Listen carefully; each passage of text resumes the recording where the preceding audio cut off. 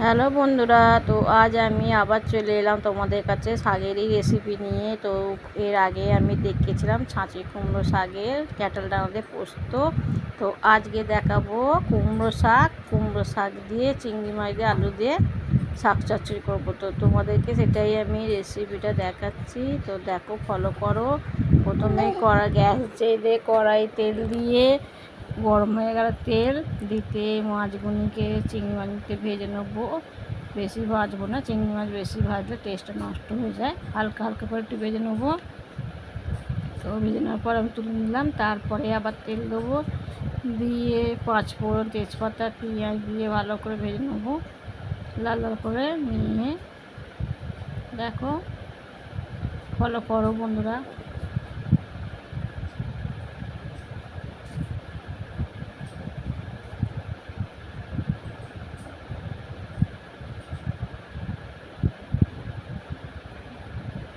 তো এরপরে পেঁয়াজগুলো ভাজা ভাজা হয়ে গেছে, ডাঁটা আর আলু, কুমড়ো শাকের ডাঁটাগুলো আলু আগে ভেজে নিচ্ছি, কেন একসাথে শাক দিয়ে দিলে ভালো ভাজা হয় না। তো ডাঁটাগুলো আলাদা করেই ভাজছি আলুর সাথে, খেতে খুব সুন্দর লাগবে। তো অবশ্যই বাড়িতেই বানাবে, খেতে খুব ভালো লাগবে। চিংড়ি মাছ দিয়ে কুমড়ো শাক চচ্চড়ি খুব ভালো লাগে খেতে। আর আমি একটু শাক ভালোবাসি, তো তোমাদেরকে আমি শাকের রেসিপিটাই দেখাচ্ছি। শাক খেতে খুব ভালো লাগে আমার। তো যারা যারা শাক খাও তাদেরও খুব ভালো লাগবে। তো এই রেসিপিটা বাড়িতে বানাবে, খুব খেতে ভালো লাগবে। আর এই শাক রান্নাটা, কুমড়ো শাকটা আমাদের বাড়িতেই হয়েছিল। তো কেটে রান্না করছি, দেখো। কুমড়ো শাক গাছটা আমি বসেছিলাম। তো এইরকমভাবে বাড়িতে বানাবে, অবশ্যই গরম গরম ভাতের সাথে খাবে, খেতে খুব ভালো লাগবে।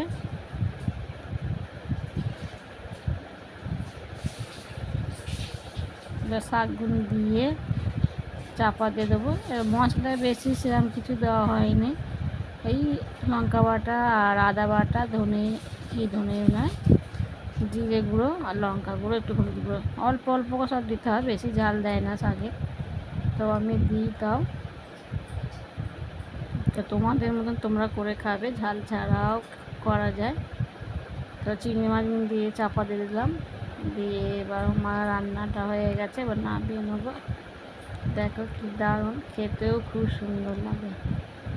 আর চিংড়ি মাছটা যেই আনাজ দিয়েই করো না কেন, খুব মজে যায়, খেতেও খুব ভালো লাগে। এই দিয়েই ভাত খাওয়া হয়ে যাবে।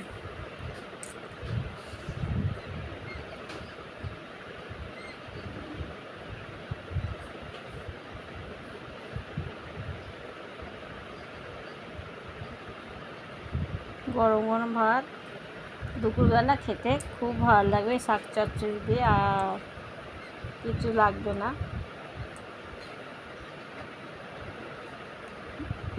বলতে শাক দিয়ে তো আগে খেয়ে নিতে হবে।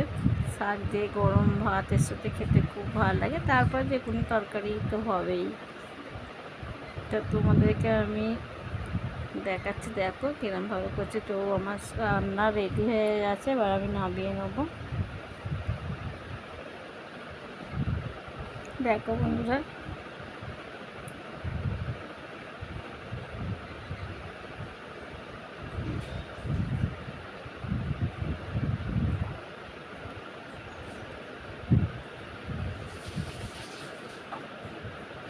তো আমার রান্না রেডি, শাক রান্না। দেখো কি দারুণ, আর খেতেও খুব ভালো লাগবে। অবশ্যই বাড়িতে বানাও আর গরম গরম ভাতের সাথে খাও এই দুপুরবেলা, খুব ভালো লাগবে। তো বন্ধুরা, আবার আসবো একটা অন্য কিছু রান্নার ভিডিও নিয়ে।